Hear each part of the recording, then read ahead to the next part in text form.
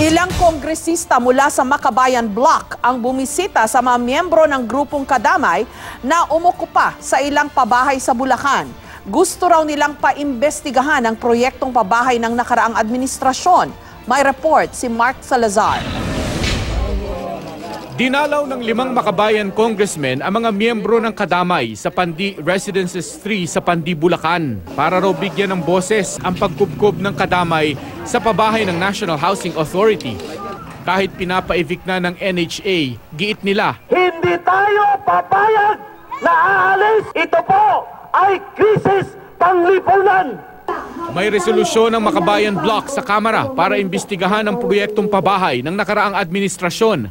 Lalo na ang anilay 50 billion peso budget sa nakalipas na 5 taon para sa housing at relocation projects. Ibinunsod lang ito ng mga pangyayari ng mga nakaraan, lalong-lalo na nung panahon ng administrasyon ni Aquino, kung saan 1,000 mahigit ang mga demolisyon. Walang bintana at pintuan ng mga unit na inukupa ng Kadamay.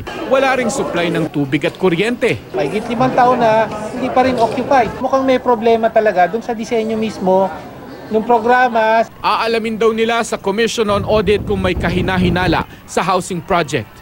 Bukas naman daw ang NHA sa anumang investigasyon ng Kongreso. Hindi yung buong 50 billion napunta sa NHA. Ang target po ng 50 billion, ma'am, were 60,000 ISFs from Metro Manila. Patuloy rin ang pagpapadala ng eviction notice ng NHA sa mga sapilitang umukupa sa pabahay sa Pandi at San Jose del Monte. Hindi pa raw lapse sa deadline at patuloy pa ang negosasyon. We can assure you that the government, NHA in particular, will not be the source of any gulo. Kahapon nagreklamo ang mga lehitimong nakatira sa Pandi housing units nang bigyan ng DSWD ng food packs ang mga Kadamay. Paglilinaw ng DSWD, hindi lang mga Kadamay ang kanilang nabigyan. Ang DSWD naman, mapula ka man, madilaw ka man, maitim o ma-blue ka man.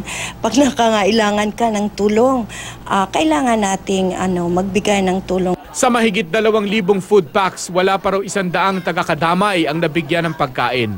Mark Salazar, GMA News.